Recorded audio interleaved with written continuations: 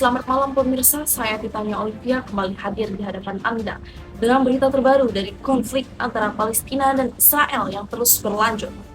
Palestina dan Israel, menyebutkan namanya saja sudah cukup untuk membuat orang merasa tegang. Begitu berat topik ini yang telah menjadi bahan perdebatan lintas waktu dan juga generasi. Konflik antara kedua entitas ini memiliki akar sejarah yang bisa ditelusuri hingga ribuan tahun. Seolah-olah ini adalah konflik yang tidak pernah berakhir, seperti sebuah film yang tidak memiliki akhir. Pemirsa, hingga saat ini Israel terus melancarkan serangannya ke wilayah Gaza. Informasi terkini di tanggal 27 Mei 2024 hingga detik ini Israel masih terus melakukan penyerangan terhadap masyarakat sipil yang ada di jalur Gaza. Pada tanggal 26 Mei 2024, Israel melakukan penyerangan di kota Rafah, tepat di tenda-tenda pengungsian, sehingga menyebabkan lebih dari 35 warga meninggal seketika, dan mayoritas dari mereka adalah perempuan dan juga anak-anak.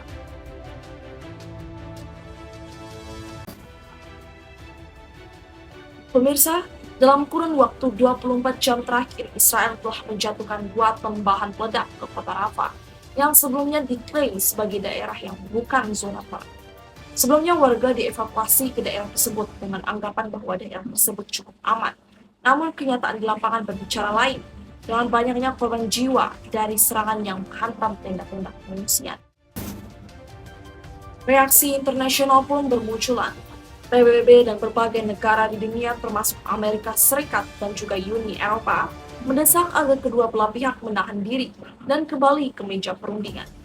Sekretaris Jenderal PBB Antonio Guterres menyatakan keprihatinannya dan meminta agar segera dilakukan gencatan senjata untuk menghindari jatuhnya korban lebih banyak lagi. Banyak pemimpin dunia menyuarakan kekhawatiran mereka terhadap eskalasi kekerasan ini dan menyerukan agar segera melakukan langkah-langkah diplomatik untuk. Di sisi lain, organisasi kemanusiaan melaporkan situasi yang semakin kritis di wilayah konflik. Pasokan makanan, air bersih, dan obat-obatan semakin menipis. Banyak warga sipil yang terpaksa mengungsi ke tempat yang lebih aman. Namun mereka menghadapi kondisi yang sangat memprihatinkan di kamp pengungsian. Laporan dari organisasi internasional menunjukkan bahwa kondisi kesehatan dan sanitasi di kamp-kamp pengungsian semakin memburuk, dan bantuan kemanusiaan sangat diperlukan untuk membantu mereka yang terkena dampak.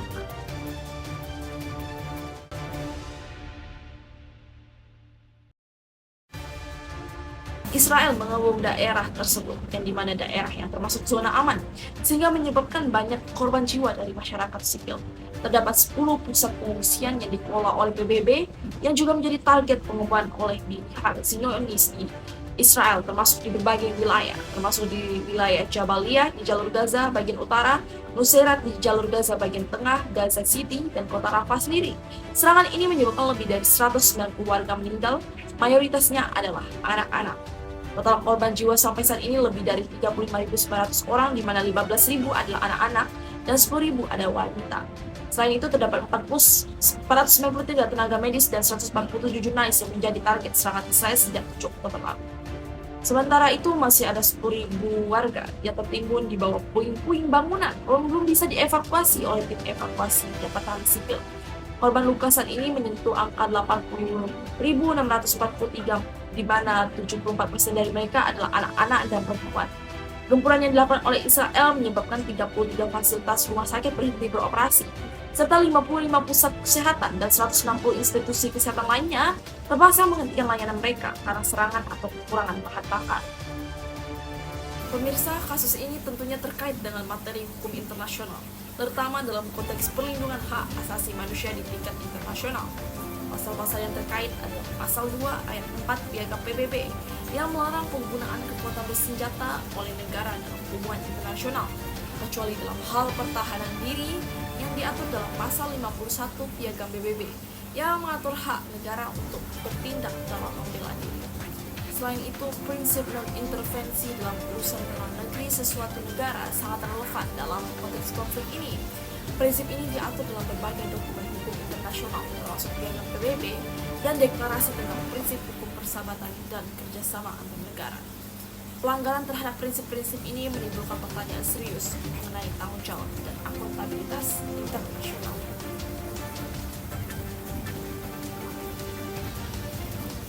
Pemirsa sekalian, demikian laporan saya untuk malam ini. Saya Titania Olivia akan terus memantau situasi dan memberikan Anda informasi terbaru seputar konflik Palestina dan Israel. Tetaplah bersama saya di channel ini untuk update lebih lanjut.